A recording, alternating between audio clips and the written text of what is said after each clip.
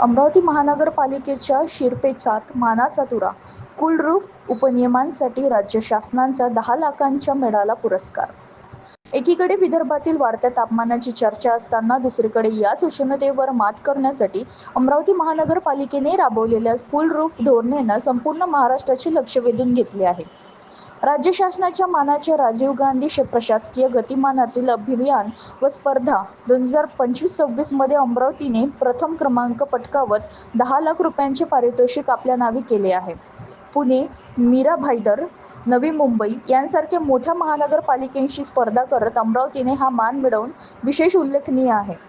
राज्यातील पहिले शहर रिमोट सेन्सिंग तंत्रज्ञानाचा वापर करून कूलरूफ उपनियम तयार करणारी अमरावती ही महाराष्ट्रातील पहिली महानगरपालिका ठरली आहे. उष्णता निवारण, शहरामधील वाढते तापमान कमी करणे आणि सौर परावर्तक छतांद्वारे ऊर्जाची बचत करणे हा या नियमांचे मुख्य उद्देश आहे.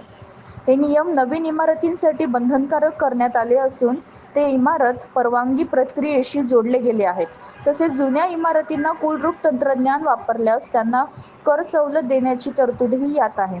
कर विभाग आणि इमारत विभाग यांना एकत्रित करणाऱ्या एका विशेष डिजिटल पोर्टलद्वारे या नियमांची प्रभावी अंमलबजावणी केली जात आहे. ही स्पर्धा 2 टप्प्यात पार पडली.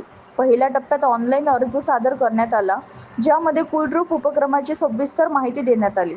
या अर्जाच्या आधारे अमरावती महानगरपालिकेची दुसऱ्या फेरीसाठी निवड झाली. दुसऱ्या टप्प्यात महाराष्ट्र राज्याचे मुख्य सचिव यांच्या अध्यक्षतेखाली सादरीकरण झाले, ज्यामध्ये उपक्रमाच्या परिणामीकरता नवप्रकल्प व अंमलबजावणीची मांडणी करण्यात आली. मुंबईत आयोजित सोहळ्यात मुख्यमंत्री देवेंद्र फडणवीस यांच्या हस्ते हा पुरस्कार अमरावती मनपा आयुक्त सौ. वर्षा लड्डा भापरसे या व उप अभियंता हेमंत महाजन यांनी स्वीकारले.